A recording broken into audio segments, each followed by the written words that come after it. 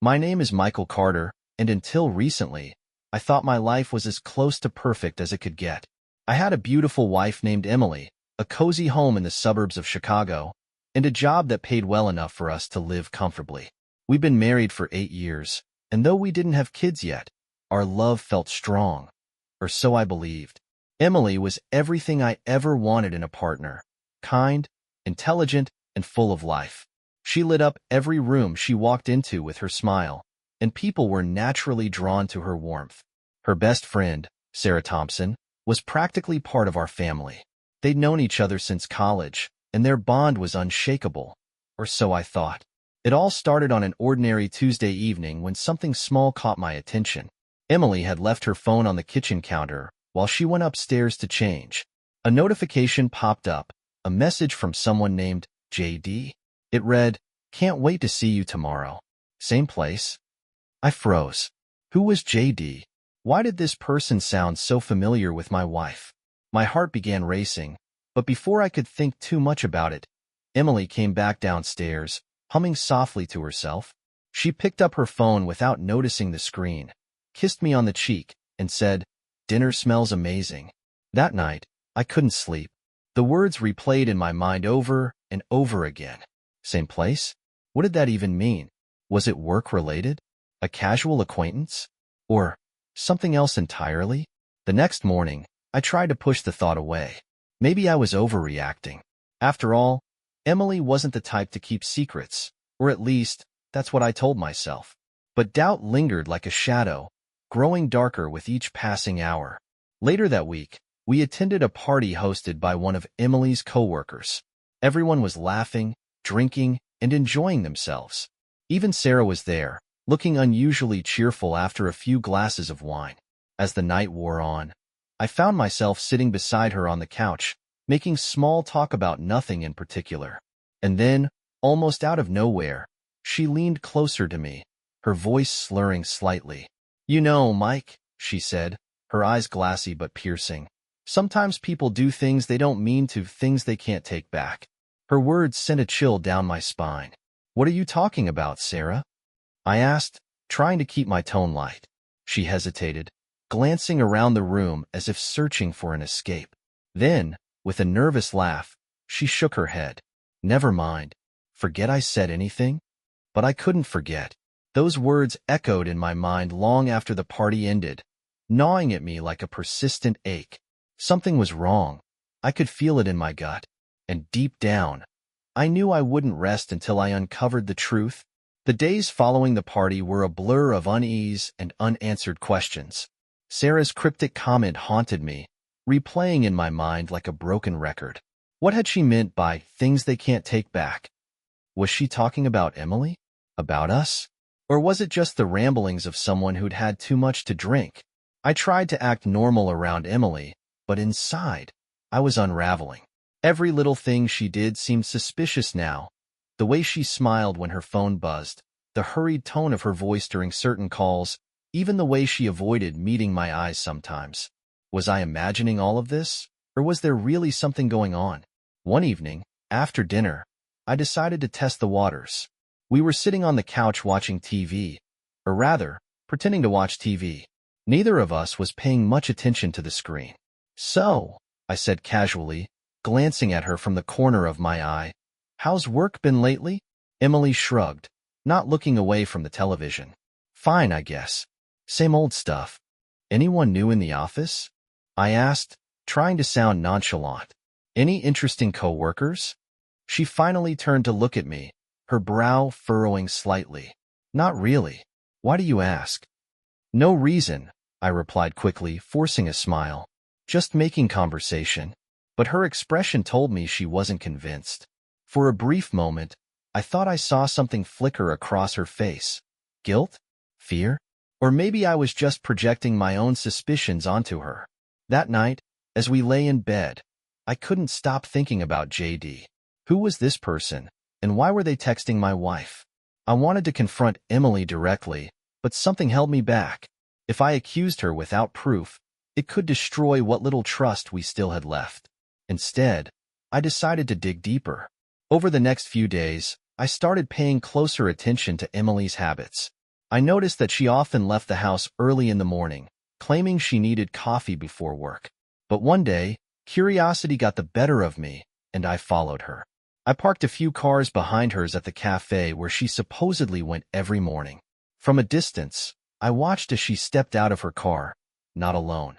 A man joined her almost immediately, tall and broad-shouldered, with an easy confidence that made my stomach churn. They hugged briefly before walking inside together, laughing like old friends. My hands tightened on the steering wheel until my knuckles turned white. Who was he? And why hadn't Emily mentioned him before?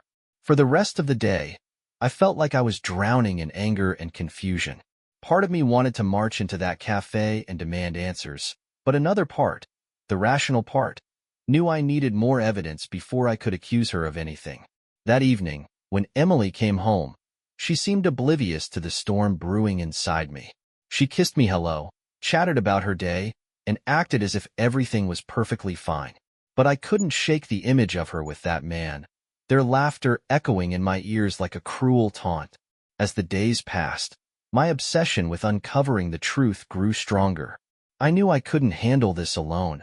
I needed help, and there was only one person I trusted enough to confide in, Sarah.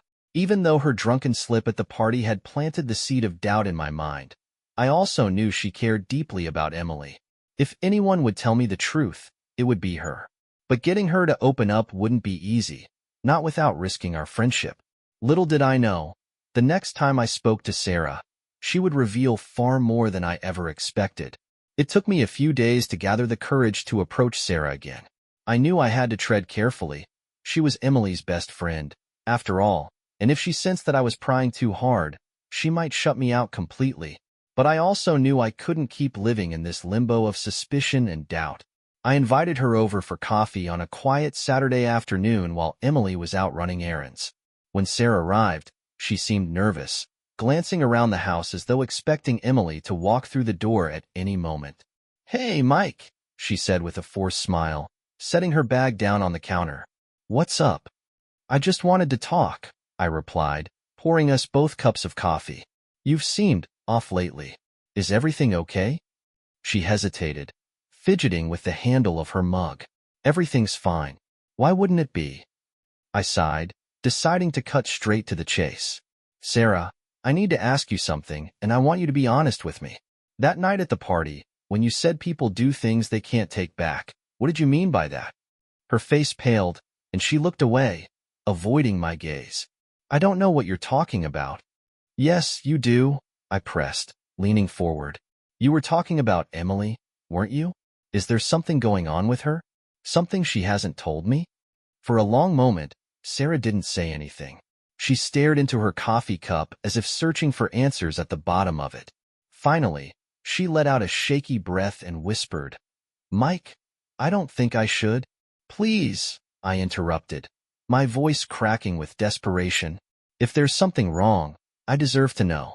Whatever it is, I'll deal with it. But I can't keep pretending everything's okay when it's not." Tears welled up in her eyes, and she shook her head, torn between loyalty to Emily and her conscience. "I shouldn't have said anything that night. I wasn't thinking clearly." "Sarah," I said firmly, reaching across the table to grab her hand. "Tell me the truth." She pulled her hand away, standing abruptly and pacing the room. Her voice trembled as she spoke. "Okay, fine. But you have to promise me you won't lose it, Mike. You have to stay calm." My heart pounded in my chest, but I nodded. "I promise." She took a deep breath, bracing herself. "Emily, she's been seeing someone else. For months now." The words hit me like a punch to the gut. My vision blurred, and for a second, I thought I might pass out. "What?"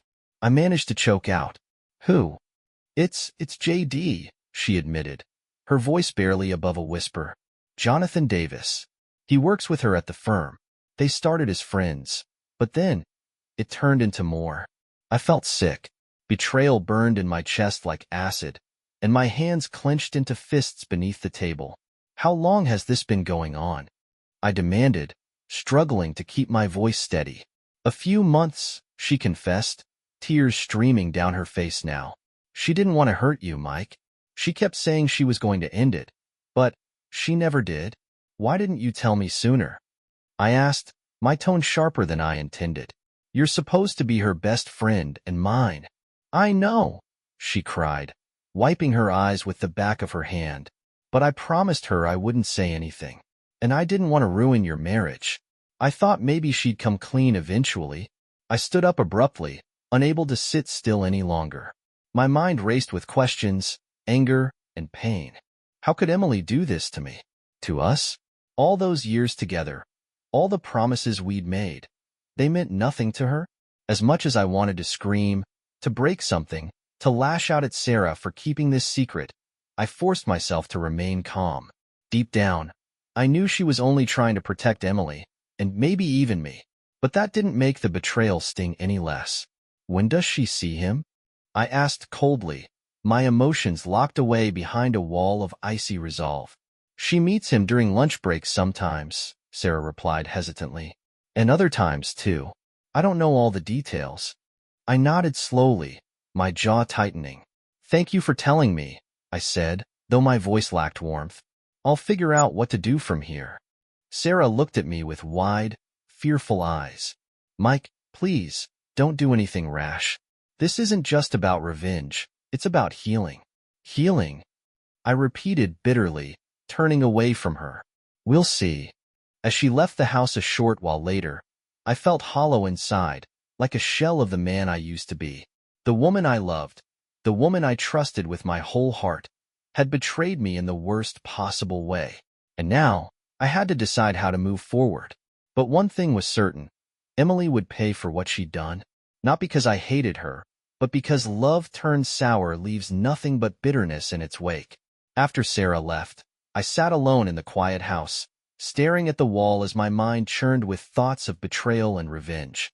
My initial shock had given way to a cold, calculated anger, an emotion so sharp it felt like shards of glass slicing through me. I couldn't let Emily get away with this. She had shattered our marriage, our trust, everything we'd built together. And now, she would face the consequences. But how? That was the question that consumed me. Confronting her directly wouldn't be enough. She needed to feel the weight of what she'd done. I wanted her to understand the depth of her betrayal, to experience the same pain and humiliation she had inflicted on me. It wasn't just about punishment, it was about justice. As the hours passed, an idea began to form in my mind. It was risky, yes, but also brilliant in its simplicity. If executed properly, it would leave Emily reeling, questioning everything she thought she knew about herself and her actions. Revenge, after all, is best served not only cold but meticulously planned. The first step was gathering evidence. I needed proof, something undeniable that would expose her affair once and for all. Over the next few days, I became a shadow of my former self, watching Emily's every move with detached precision. I memorized her schedule, noting when she claimed to be working late or grabbing coffee. Each lie added fuel to the fire burning inside me. One afternoon, while she was out, I decided to search her belongings. It felt wrong, violating, even, but I told myself it was necessary. In her purse, I found receipts from restaurants and cafes I'd never been to, along with a crumpled napkin bearing the name Jonathan Davis scrawled hastily in pen. My stomach twisted at the sight of it, but I tucked it into my pocket as part of my growing collection of evidence. Then there was her phone, the key to unlocking the truth. One evening, while she showered upstairs, I picked up her device and entered her passcode, her birthday, a detail she'd carelessly shared with me years ago. The messages between her and JD confirmed everything Sarah had told me, and more. Their exchanges were filled with flirtation, plans, and declarations of love. Reading them felt like being stabbed repeatedly, each word another wound. I took screenshots of the texts, careful not to leave any trace of my intrusion. By the time Emily emerged from the bathroom, wrapped in a towel and humming softly, I had already deleted the photos from her gallery and returned the phone to its original spot. She smiled at me innocently, completely unaware of what I now knew. With the evidence secured, I turned my attention to Jonathan Davis. Who was this man who dared to steal my wife? What kind of person would knowingly destroy someone else's marriage? I dug into his life, using social media and public records to piece together a profile. He was successful, charming and arrogant, everything I despised. But he also had vulnerabilities, weaknesses I could exploit. By the end of the week, I had devised a plan. It involved exposing their affair publicly, humiliating them both, and ensuring they lost everything they held dear. It was cruel, yes, but I justified it by reminding myself of the pain they had caused me. They deserved no mercy. The final piece of the puzzle fell into place when I discovered that Jonathan was scheduled to give a presentation at a major conference in 2 weeks. Dozens of colleagues, clients, and industry leaders would be in attendance, a perfect stage for my grand reveal. All I needed to do was wait for the right moment. In the meantime, I maintained my facade of normalcy around Emily. We went about our daily routines as if nothing had changed, though beneath the surface, I seethed with barely contained rage. Every smile she gave me, every kiss on the cheek, felt like a slap in the face, a mockery of the life we once shared. One night, as we lay in bed, she turned to me and said, "You've seemed distant lately. Is everything okay?" Her concern sounded genuine, but I couldn't help laughing bitterly inside. Did she really think I hadn't noticed? Or was she simply trying to ease her own guilt? "I'm fine," I replied curtly, rolling over to face the wall. "Just tired." She hesitated, then placed a hand on my shoulder. "If something's bothering you, you can talk to me, Mike. You know that, right?" I didn't respond.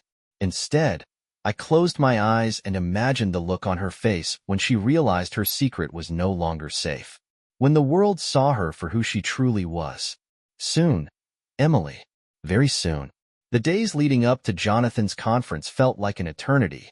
Each morning, I woke with a sense of purpose, my mind racing with plans and contingencies. Every interaction with Emily was a delicate dance. I had to appear normal, even loving, while secretly counting down the hours until her world unraveled. She noticed the change in me, of course. How could she not? I wasn't the same man she'd married, the easygoing, trusting husband who believed in forever. Now, I was someone else entirely, colder, sharper, more calculating. But instead of confronting me, she retreated into herself, growing quieter and more distant with each passing day. "Are you sure you're okay?" she asked one evening as we sat at the dinner table. Her voice was soft, almost hesitant, as if she feared my response. "I'm fine," I said flatly, pushing food around my plate without eating it. "Why wouldn't I be?" She sighed, setting down her fork. "I don't know. You just seem different lately." "Different how?" I challenged, meeting her gaze for the first time in days. Her eyes widened slightly, caught off guard by my intensity. "I don't know," she repeated, looking away. "Distant, maybe. Like you're not really here." For a moment, I considered telling her everything, exposing her lies, watching the color drain from her face as she realized I knew. But no, that would ruin the plan. She needed to hear the truth alongside everyone else, to feel the full weight of her betrayal in front of an audience. Only then would she truly understand what she'd done. "I've just been busy with work," I lied smoothly, forcing a smile that didn't reach my eyes. "Don't worry about me." She nodded slowly, though doubt lingered in her expression. For the rest of the meal, we ate in silence, the air between us heavy with unspoken words. Meanwhile, I continued preparing for the conference. I created a fake email account under the name Anonymous Truth Seeker and drafted a message addressed to Jonathan's boss, attaching screenshots of his messages with Emily. The subject line read, "Your employee's secret affair." It was simple yet devastating, a single email designed to destroy reputations and careers. But I didn't send it, not yet. Timing was crucial. I wanted Jonathan to walk onto that stage, confident and self-assured, before the bombshell dropped. Only then would the impact be complete. As the date of the conference approached, I found myself obsessing over every detail. What would Emily say when she discovered what I'd done? Would she beg for forgiveness? Cry? Deny everything? And what about Jonathan? Would he try to defend himself? Or would he crumble under the pressure? These questions consumed me, keeping me awake long into the night. Yet despite the chaos swirling inside my head, I maintained an outward appearance of calm. To Emily, I remained the dutiful husband, supportive and attentive. Inside, however, I was a storm waiting to break. On the morning of the conference, I woke early and dressed carefully, choosing clothes that made me look professional yet approachable. If anyone asked why I was there, I wanted to blend in seamlessly. As I left the house, Emily called out from the kitchen. "Where are you going?" she asked, sipping coffee at the counter. "A work thing," I replied vaguely. "It shouldn't take long." She frowned, clearly suspicious. "You didn't mention this yesterday." "It came up last minute," I said, shrugging. "No big deal." Before she could press further, I kissed her on the cheek and walked out the door, my heart pounding with anticipation. Today was the day everything would change. When I arrived at the conference center, I took a seat near the back of the auditorium, far enough away to avoid drawing attention, but close enough to see the stage clearly. Attendees filed in steadily, chatting animatedly as they settled into their seats. Soon, the lights dimmed, and a hush fell over the room. Jonathan stepped onto the stage, greeted by polite applause. He looked every bit the successful businessman, confident, polished, and utterly oblivious to what awaited him. As he began his presentation, I pulled out my phone and opened the draft email I'd prepared. With trembling fingers, I hit send. For a few moments, nothing happened. Jonathan continued speaking, gesturing animatedly as he explained some complex business strategy. Then, halfway through his talk, his phone buzzed loudly on the podium. He glanced down at it, frowning, and picked it up to read the notification. His face went pale. He scrolled through the email quickly, his hands shaking visibly. The audience grew restless, murmuring among themselves as they sensed something was wrong. Finally, he set the phone down and cleared his throat, attempting to regain composure. "I'm sorry," he stammered, his voice cracking. I need a moment." Without another word, he hurried off stage, leaving behind a stunned crowd. Murmurs erupted throughout the room, speculation spreading like wildfire. People checked their phones, likely receiving forwarded copies of the email. Within minutes, the entire conference hall was buzzing with whispers of scandal and deceit. I sat back in my chair, a grim satisfaction settling over me. Phase 1 of my plan was complete. Now, it was time to deal with Emily. As the chaos unfolded at the conference, I slipped out of the auditorium unnoticed, my heart pounding with a mix of exhilaration and dread. The first domino had fallen, and now there was no turning back. Jonathan's career and reputation would never recover from this public exposure. But that was only half the battle. Emily still needed to face the music. I drove home slowly, savoring the quiet before the storm. My mind raced with scenarios of how she would react when the truth came crashing down around her. Would she deny it? Beg for forgiveness? Or would she lash out in anger, blaming me for ruining her perfect little secret? When I arrived, the house was eerily silent. Emily sat on the couch, staring blankly at her phone, tears streaming down her face. She didn't hear me come in, or maybe she did and chose to ignore me. Either way, I stood in the doorway, watching her crumble under the weight of her own lies. "Emily," I said finally, breaking the silence. My voice was calm, almost gentle, but it carried an edge that made her flinch. She looked up at me, her eyes red and swollen. "Mike, You don't have to say anything," I interrupted, stepping closer. "I already know." Her breath hitched, and she clutched the phone tighter, as if it might somehow protect her. "How?" "It doesn't matter how," I snapped, my patience wearing thin. "What matters is that you betrayed me, Emily. You lied to me. For months."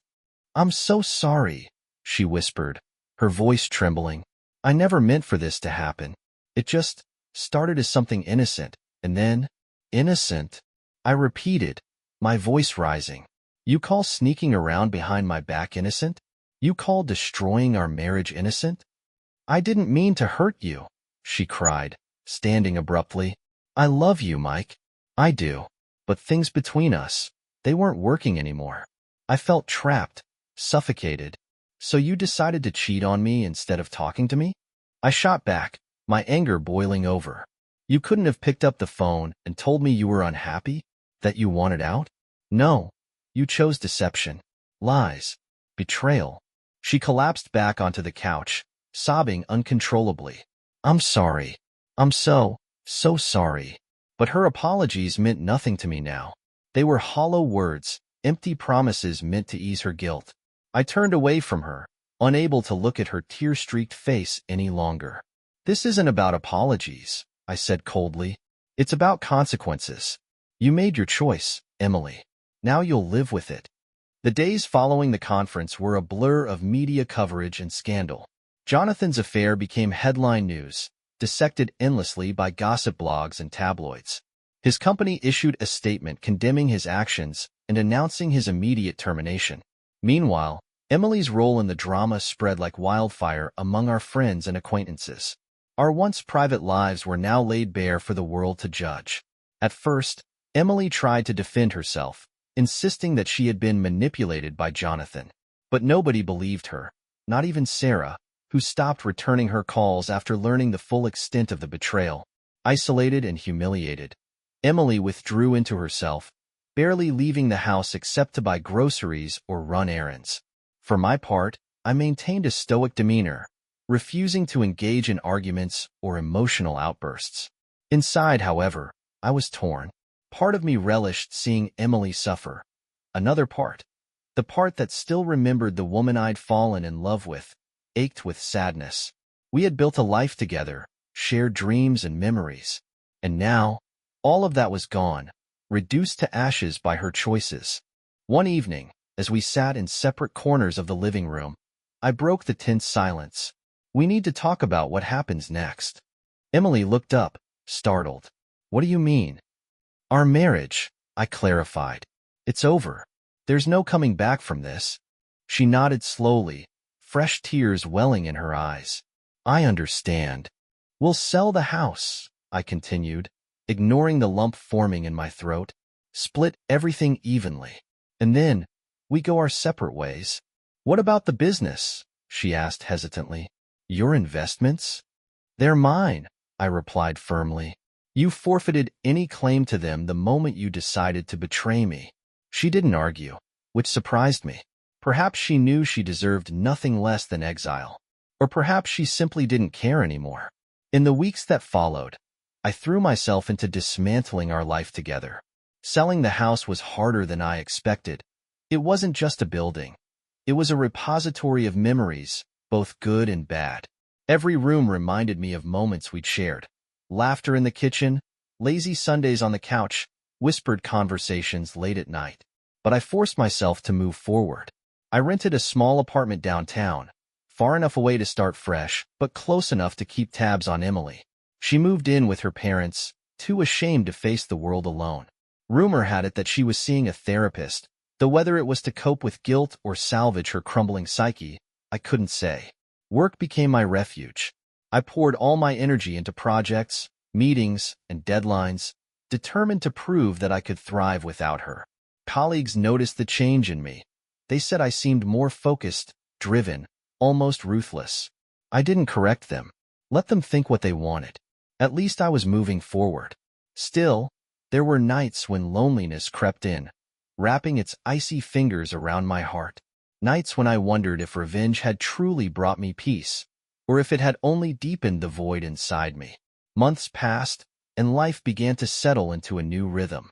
One day, while grabbing coffee at a local cafe, I ran into Sarah. She looked hesitant at first, unsure whether to approach me, but eventually, she sat down across from me. How are you holding up? She asked softly. I'm surviving, I replied, stirring sugar into my coffee. And you? She sighed, glancing out the window. I feel guilty, Mike. About everything. I should have told you sooner. Maybe things would have turned out differently. Maybe, I admitted. But dwelling on what-ifs won't change anything. You're right, she said, nodding. Still, I hope you find happiness again someday. You deserve it. Her words caught me off guard. For the first time in months, I allowed myself to imagine a future beyond revenge. A future where I could heal, grow, and maybe even love again. A year later, I found myself standing on a beach at sunset, the waves lapping gently at my feet. Beside me stood Rachel, a woman I'd met through mutual friends. She was kind, patient, and understanding. Everything I hadn't realized I needed until now. As we watched the sun dip below the horizon, I felt a sense of closure wash over me. The pain of Emily's betrayal would always linger, but it no longer defined me. I had taken control of my life, faced my demons, and emerged stronger for it.